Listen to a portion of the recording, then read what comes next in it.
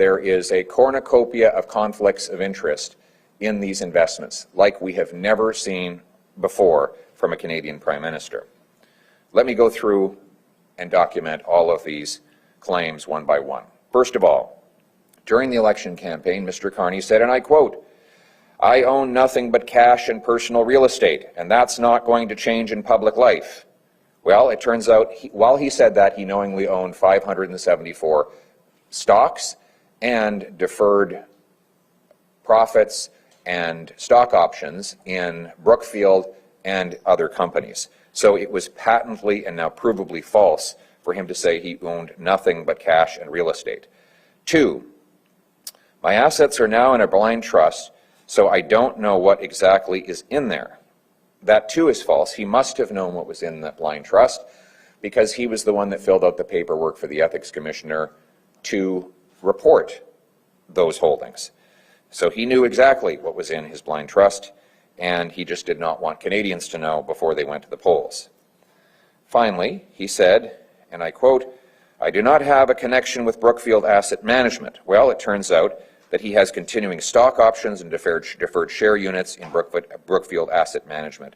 And these options cannot be sold, or at least not easily, and we have no reason to believe they have been.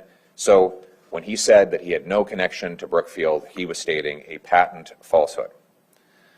Now, why should we care? Why should Canadians care about this? Well, Mr. Carney has shown in the past his willingness to use his political connections in order to profit himself. For example, he said, let me see here, he gave public endorsement of Westinghouse in the leaders' debate. Westinghouse is a nuclear energy company which Brookfield is invested in. He has announced he's going to spend billions of dollars on modular homes. Brookfield is invested in modular homes. He says he wants to subsidize heat pumps. Brookfield is invested in heat pumps.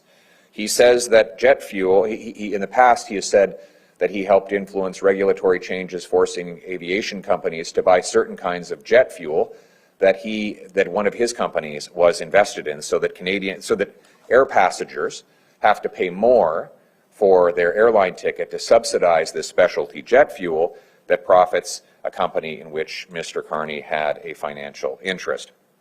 And the list of potential conflicts goes on and on. How can he possibly be involved in developing a budget when all the tax policies could impact on his investments directly or indirectly? How could he address things like competition policy when his companies might be impacted? Then there's, for example, the digital services tax. The digital services tax is paid by some of the companies that he is invested in, and therefore he has a potential or perceived conflict of interest in that as well. So Conservatives are calling for two things today. One, we call on the Prime Minister to come before you and explain the contradiction. How is it that he was telling Canadians that he only had real estate and cash when he knowingly had stock options and other deferred benefits? How is it that he claimed he didn't know what was in his blind trust when we now learn that he knew exactly what was in that trust? And how is it that he said that he had no financial interest in Brookfield when he knew exactly that he had stock options and deferred share units? Finally, so we want him to explain why he told Canadians the opposite of the truth during the election campaign. Second, we're calling on the Prime Minister to sell his investments, turn them into cash, hand them to a trustee who can invest them in a way that is completely blind to him, so that he does not have any knowledge of what he owns. That is the spirit of a blind trust. A blind trust is meant to be something that the owner does not know anything about. That's what it means to be blind of the assets. But right now, Mr. Carney is clearly not blind of what he holds, because even we know what he holds due to this disclosure. And this will put him in an impossible position where he will be conflicted at every turn. So either he will have to get up 3 or 4 times every cabinet meeting to avoid stumbling over the 100+ potential conflicts that the Ethics Commissioner has identified, or he will act in the cabinet to potentially favor his own interests. Neither of those possibilities is acceptable.